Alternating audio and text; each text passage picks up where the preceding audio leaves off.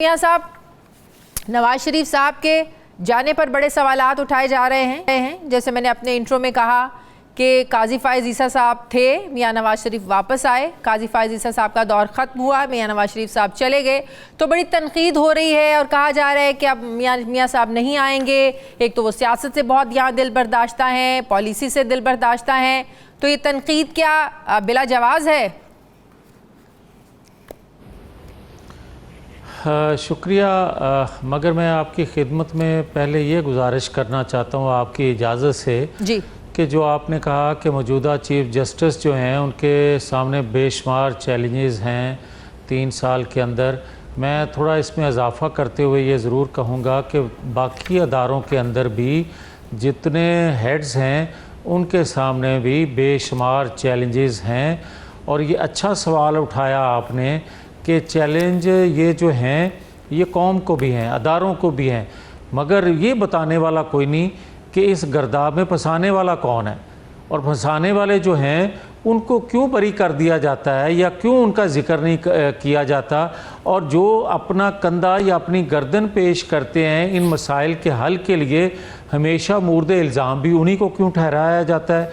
अब दूसरा सवाल ये है जो आप फरमा रही हैं कि क्या ये महज हुस्ने इत्फाक था कि जब काजी फायज़ ईसा साहब आए तो नवाज शरीफ पाकिस्तान वापस आ गए और आज दूसरे नए चीफ़ जस्टिस आए हैं और वो पाकिस्तान से बाहर चले गए। कोई हुस्ने इत्फाक नहीं था, एक सोचे समझे मंसूबे के तहत हम आए थे जब काजी फायज़ ईसा आए थे। वजह ये है कि जब पाकिस्तान के अंदर चीफ़ जस्टिस बंदियाल साहब के होते हुए 9-10 मई हो जाए और 9-10 मई के मुलज़मों को, बल्कि मास्टरमाइंड को, बल्कि मरकज़ी मुलज़म को good to see you chief justice अपनी अदालत में कहें और उनको रिहा कर दें और पाकिस्तान जो है वो भीख मांगता रहे अपने लिए इंसाफ की, तो फिर नवाज शरीफ को नहीं आना चाहिए पाकिस्तान के अंदर, क्योंकि वो बाक़ियात थी साकिब निसार की, और साकिब निसार वो थे जिन्होंने किसी की ख्वाहिश पे, आलमी क़ुव्वतों के दबाव पे या पाकिस्तान के अंदर वो अशख़ास जो थे जो पाकिस्तान के अंदर नवाज शरीफ का वजूद बर्दाश्त नहीं करते थे या उनसे दुश्मनी रखते थे और फ़ैसला लिया 2017 में और पाकिस्तान इस गर्दाब में फंस गया। जब तक वो सारा लोग हट ना जाते, नवाज शरीफ को वापस आने की ज़रूरत क्या थी या मजबूरी क्या थी? हाँ, मजबूरी थी जब आपने देखा कि परवेज़ मुशर्रफ का दौर था, वो बार बार पाकिस्तान आए, जब उनको कहा जाता है कि 10 साल का एग्रीमेंट वो करके गए थे, मगर पाकिस्तान के अंदर आए तो अदालतों ने फिर क्या सलूक किया उनके साथ, उस वक्त की अदालतों ने भी। तो फिर आज तो एक सिविलियन सेटअप था, उसके होते हुए तो फिर वो उन्होंने अटेम्प्ट इसलिए ना की कि आज लोग कहेंगे भाई मार्शल लॉ तो नहीं, आपकी हुकूमत है, और आपकी हुकूमत कैसी है कि बंदियाल साहब बैठे हुए हैं।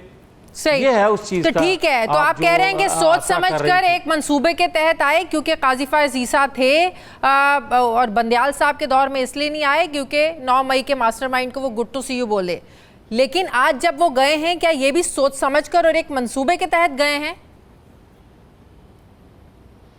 जहाँ तक आज का तल्लक है तो मैं आपको बड़ा क्लियर कहना चाहता हूँ कि नवाज शरीफ कोई खुदा न खास्ता महीनों के लिए नहीं गए, चंद हफ्तों के लिए गए हैं, और वो भी उनके कुछ रुफ़का पुराने जो थे वो कुछ उनकी ताज़ियत के लिए गए हैं, उनके 1-2 करीबी दोस्तों की, और दूसरा अपने चेकअप के लिए।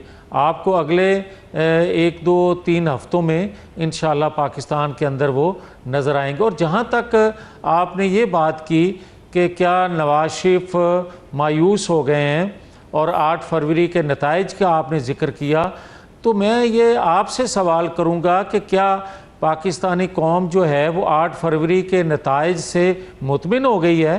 क्या आज जो कुछ होता आ रहा है या आज भी जो सहूलतकारी मैसर है, या 8 फरवरी से पहले और 8 फरवरी के बाद भी जो सहूलतकारी मौजूद है, उसके होते हुए अगर पाकिस्तानी या उनके रुफ़का जो हैं या उनके साथी जो हैं या उनकी जमात जो है, अगर वो मुतमिन नहीं है, तो क्या नवाज शरीफ मुतमिन हो सकते हैं? आज सहूलतकारी किसके नहीं। लिए हो रहे हैं, हो नहीं रही है? 8 फरवरी के लिए सहूलतकारी किसके लिए हुई? आप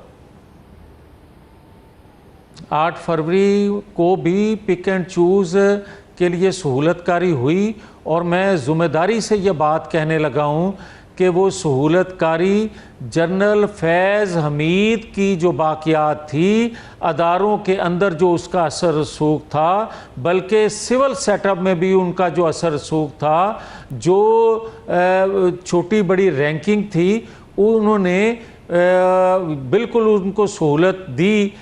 पीटीआई के लोगों और मुस्लिम लीग के कुछ लोगों को फार्म 47 की जो पैदावार कहा जाता है, वो पीटीआई के लोग भी हैं, वो मुस्लिम लीग के लोग भी हैं, और वो पीपल्स मगर पार्टी के ये लोग भी तमीज़ हैं। नहीं थी कि पीपल्स पार्टी के लोग भी हैं, दीगर जमातों के लोग भी हैं, कि उस वक्त ये फैसला करना नहीं था मकसूद उनके नज़दीक, जो फैज़ हमीद की जो मनसूबाबंदी थी कि कौन सी जमात निकले या कौन सी जमात आए, क्योंकि वो मुकम्मल तौर पे बाख्तियार नहीं थे, सहूलतकार थे।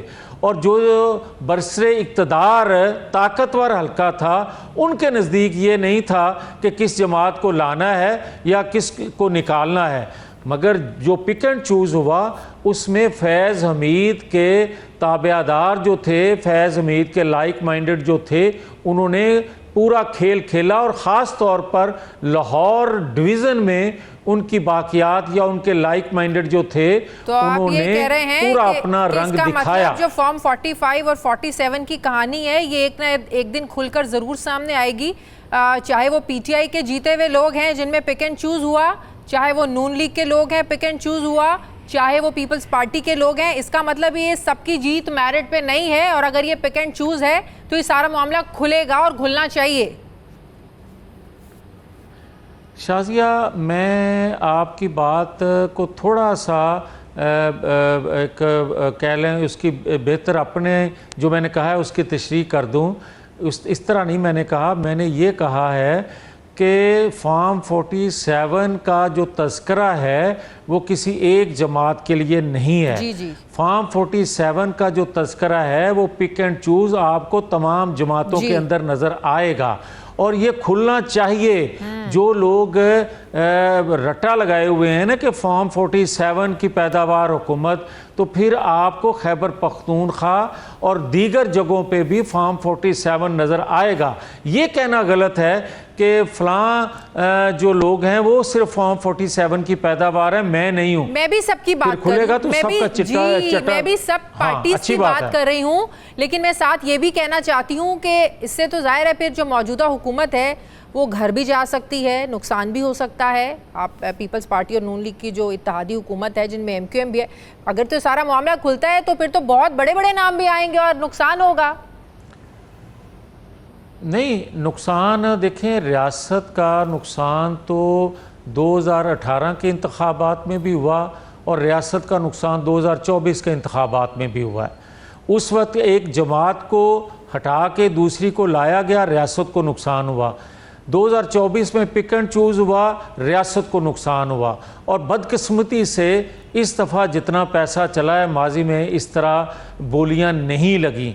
ये और अलार्मिंग बात है। चौथी बात मैं ये आपको ज़रूर कहना चाहता हूँ कि देखें, ये मत करें कि देखें आज बेशुमार लोगों की सहूलतकारी जो हो रही है कि आए रोज़ आप सुनते हैं कि इतने बरी हो गए केसेस में फ़लाँ बंदा, इतने केसेस में फ़लाँ बंदा बरी हो गया। हमारे केसेस 20-20 साल हो गए हैं, 10-10 साल हो गए हैं, उनके अभी ट्रायल मुकम्मल नहीं हुए। तो जो 6 माह के अंदर केस बनता है वो ट्रायल भी हो जाता है और बरी भी हो जाता है। ये सारी चीज़ें कौम के सामने होनी चाहिए। कहीं आप और इशारा जब तो हमें नहीं ये कर रहे कहा कि जाता बुशरा है बीबी इमरान खान की अहलिया रिहा हुई, उनके लिए सहूलतकारी हुई, आपका इशारा क्या उस तरफ है? क्या आपका इशारा इमरान खान साहब की जो बहनें हैं वो उनकी रिहाई की तरफ है कि वो भी डील या सहूलतकारी के नतीजे में इनकी रिहाई हुई है? देखें शाजिया, जो आप डील की बात करती हैं, सहूलतकारी की बात करती हैं, ये दोनों मुख्तलिफ चीज़ें हैं। डील जब होती है तो या फौरी तौर पे वो चेहरे बेनकाब हो जाते हैं, मगर डील होती है जो सारी दुनिया जानती है जिनसे हो सकती है। और जो सहूलतकारी है बाज़ औक़ात फौरी तौर पे वो चेहरे बेनकाब नहीं होते, जिस तरह के फैज़ हमीद बड़ी देर बाद पकड़े गए। और आज भी जो बात मैं कह रहा हूँ कि उसके गिरफ़्तार होने के बावजूद भी सहूलतकारी मौजूद है। अब वो कब पकड़े जाते हैं सहूलतकार, ये तो फिर अदारे जानते हैं या आप देखेंगी, मैं तो देख ही रहा हूँ। मियां साहब, अब अभी 26वीं आईनी तरमीम आई, साथ ही हुकूमत खुद ही ये बातें करने लगी कि बहुत से ऐसे हुक्म मौजूद हैं जिन्हें दूर करने के लिए अब 27वीं आईनी तरमीम लाना होगी। 26वीं आईनी तरमीम लाने के लिए इतनी जो तगोदो हुई, मौलाना ने साथ दिया, 56 नुकाती एजेंडा था जो कम करके मौलाना की इंटरफेरेंस के बाद वो 22 पर आया। तो 27वीं आईनी तरमीम लाने का मतलब तो ये है कि 26 को इतनी उजलत में लाया गया क्योंकि काजी फायज़ ईसा मौजूद थे। अब तो बिलावल खुलकर सामने आ चुके हैं, वो कह चुके हैं कि काजी फायज़ ईसा साहब के होते हुए ही सब कुछ हो सकता था। आप समझते हैं सब कुछ बहुत उजलत में हुआ? देखिए, मैं समझता हूँ कि आईनी तरमीम जब भी लाई जाए उस वक्त शोर तो उठता है। इस दफ़ा शोर ज़्यादा उठा इसलिए कि जिनके मुतल्लक ज़्यादा पोर्शन था उस मसवदे का, उनकी तरफ से ज़्यादा शोर बनाया गया। और जो आप नाम ले रही हैं, ये यकीनन बात दुरुस्त है कि वहाँ से शोर ज़्यादा उठा। और उजलत की जो आप बात कर रही हैं, 7-8 माह हो गए इस हुकूमत को बने। मैं समझता हूँ कि आखिरी 3 माह के अंदर ये मसवदा लाने की बजाय अगर उस पर 5-6 माह में ही काम किया होता, आते ही काम शुरू कर दिया जाता, तो शायद आज जो शोर मचा हुआ है ये ना शोर उठता। और अब भी ये बात करूँगा कि हकीकतन में 26वीं आईनी तरमीम में भी सुकम हैं और 18वीं तरमीम में भी सुकम थे, हालांकि उस पर बड़ी डिटेल और बड़ा वक्त दिया गया और कंसेंसस से वो 18वीं तरमीम आई।